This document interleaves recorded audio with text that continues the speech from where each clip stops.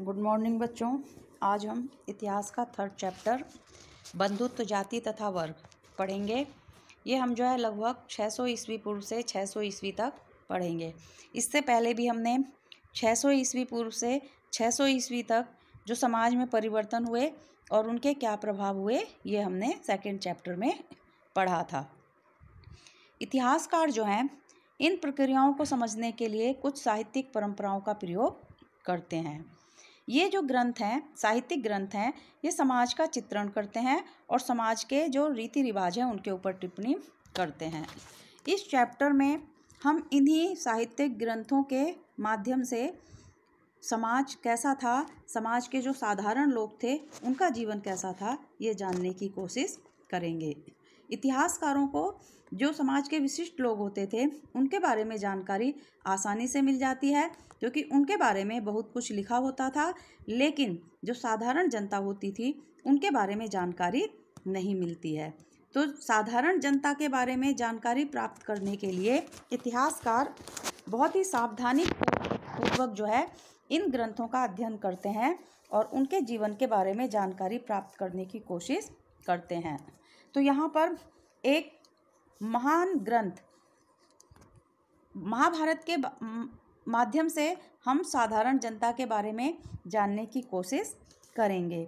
महाभारत एक विशाल महाकाव्य है और वो 1 लाख से उसमें ज़्यादा श्लोक हैं। इनका संकलन 1000 वर्ष तक होता रहा। इस ग्रंथ में जो कुछ भाग दिए हैं उनमें विभिन्न जो सामाजिक समुदाय होते थे उनके आचार व्यवहार के मापदंड कैसे थे, ये हमें इससे जानकारी मिलती है। 1919 में एक संस्कृत विद्वान थे जिनका नाम था B.S. सुंगथांकन। उनके नेतृत्व में देश के जो विभिन्न भाग थे वहाँ से महाभारत की संस्कृत की जो पांडुलिपियाँ थीं उनको इकट्ठा किया गया। फिर उनको संस्कृत विद्वानों के माध्यम से पढ़ा गया। तो ये पाया गया कि पूरे देश में जहाँ भी ये पांडुलिपि मिली उनमें महाभारत से संबंधित जो कथाएं दी गई हैं वो लगभग एक समान हैं। और उसके बाद बहुत ही मेहनत के बाद, कई साल की मेहनत के बाद इस ग्रंथ के माध्यम से इतिहास जानने की कोशिश की गई। सब पहले संस्कृत ग्रंथों की अवहेलना की जाती थी, इनको बहुत महत्व नहीं दिया जाता था इतिहास जानने के लिए। लेकिन बाद में विद्वानों ने इन ग्रंथों को महत्व दिया और उन्होंने पाली, प्राकृत, तमिल ग्रंथों का अध्ययन किया और ये उन्होंने पाया कि जो संस्कृत ग्रंथ हैं आमतौर पर जो समाज के आदर्श मूलक थे वो इन संस्कृत ग्रंथों को आधिकारिक मानते थे और समाज के ज़्यादातर लोग इन ग्रंथों को अपनाने की कोशिश करते थे। लेकिन समाज में कई बार ऐसा भी देखा गया है कि ब्राह्मणों के द्वारा जो लिखे गए संस्कृत ग्रंथ थे कई जगह पे उनका पालन नहीं किया जाता था। तो इस तरह से हम महाभारत के माध्यम से समालोचनात्मक अध्ययन करेंगे और इतिहास जानने की कोशिश करेंगे। जैसे सबसे पहले इसमें परिवारों के बारे में जानकारी दी गई है कि पहले महाभारत काल में और उसके बाद 6ठी शताब्दी ईस्वी पूर्व कैसे परिवार हुआ करते थे। परिवार एक ही तरह के नहीं होते थे, अलग अलग तरह के होते थे, लेकिन परिवार समाज का एक महत्वपूर्ण हिस्सा थे। कई बार परिवार एक साथ रहा करते थे, एक साथ अनुष्ठान करते थे और परिवार एक बड़े समूह का हिस्सा हुआ करते थे और इन्हीं बड़े समूहों को संबंधी कहा जाता था। अब ये जो पहले जिन लोगों को संबंधी कहा जाता था, अगर हम आज के तौर पर देखें तो हम कह सकते हैं कि आजकल जिन्हें हम जातीय समूह कहते हैं वो पहले संबंधी की तरह कहे जाते थे। इसके बाद हम देखेंगे कि उस समय पितृ व्यवस्था के आदर्श किस तरह से थे। महाभारत में हमने पांडवों और कौरवों की युद्ध के बारे में पढ़ा है। सभी बच्चे महाभारत की कहानी जानते हैं तो बहुत ज़्यादा बताने की ज़रूरत नहीं है। और उस समय भी क्या है, पितृवंशीय परिवार होते थे, यानी कि पिता को प्रमुख माना जाता था और पिता के बाद पुत्र जो है राजा बना करता था। या साधारण परिवार में पिता के बाद पुत्र को जो है संपत्ति का अधिकारी माना जाता था। 6वीं शताब्दी ईस्वी पूर्व में भी लगभग ऐसा ही था। लेकिन कई बार क्या होता था, जब पिता के कोई पुत्र नहीं होता था तो ऐसे में उसके भाई को जो है उसका संपत्ति प्रदान कर दी जाती थी। लेकिन समाज में कई ऐसे उदाहरण भी मिले हैं, जैसे प्रभावती का उदाहरण, कि प्रभावती को भी जो है संपत्ति में अधिकार मिला था।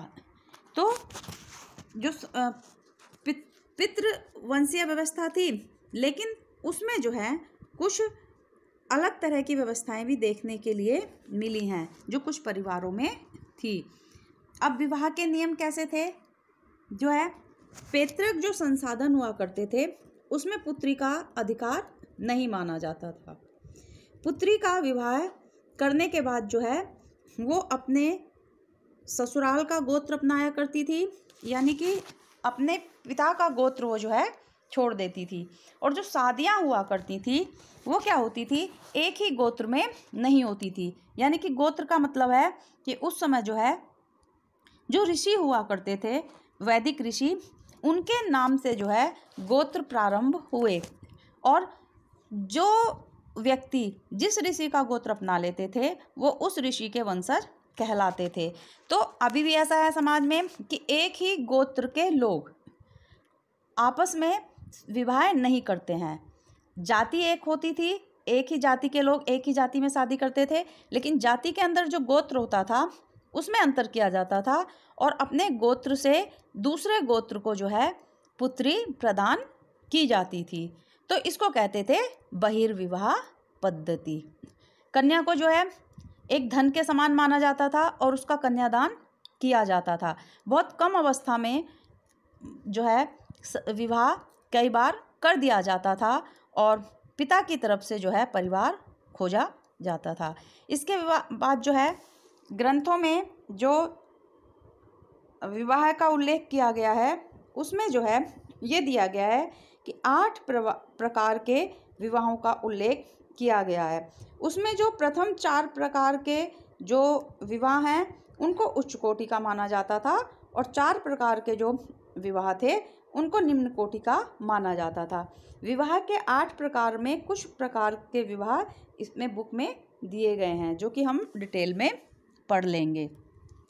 इसके बाद आता है कि स्त्री का गोत्र के बारे में जो है जानकारी दी गई है कि स्त्री का गोत्र क्या था। अभी मैंने जैसे आपको गोत्र के बारे में बताया था, तो जैसे कहा गया है कि जो स्त्रियां होती थी वो अपने पिता के गोत्र को छोड़ देती थी और पति के गोत्र को जो है अपना लेती थी विवाह के बाद।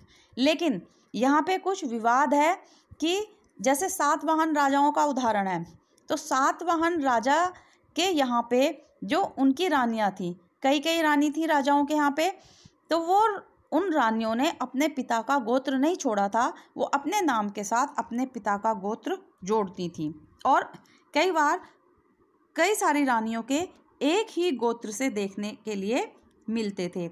इसके अलावा प्राचीन काल में और अभी भी हम अगर देखेंगे तो ये देखने के लिए मिलता है कि यहाँ गोत्र बदलने की बात कही गई है, लेकिन जैसे दक्षिण भारत के कई क्षेत्रों में ऐसी प्रथा भी थी कि विवाह के समय में गोत्र को ध्यान नहीं रखा जाता था और कई बार जो है अपने चचेरे ममेरे भाई बहनों का जो है विवाह कर दिया जाता था।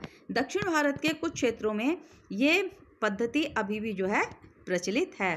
तो विवाह के बारे में भी हम ग्रंथों को पढ़ के एक सार नहीं निकाल सकते कि केवल एक सी ही व्यवस्था थी, उनमें भी जो है अंतर था। इसलिए इतिहासकारों को जो है जो ग्रंथ हैं उनका अध्ययन करते समय इतिहास लिखने में बहुत सावधानी जो है बरतनी पड़ती है। इसके बाद यह है कि जो स्त्री होती थी या माता होती थी उनका समाज में क्या स्थान था। तो उनका समाज में क्या स्थान था, माता जो है संपत्ति की स्वामिनी नहीं होती थी, लेकिन सातवाहन राजा जो हैं अगर उनके अभिलेख देखेंगे तो उनमें जो है माता का नाम जो है राजाओं के साथ में लिखा गया है। तो कहीं कहीं पे इस चीज़ को महत्व भी दिया जाता था। आज के चैप्टर में हम इतना पढ़ेंगे और आगे के वीडियो में हम अगला पोर्शन जो है पढ़ेंगे।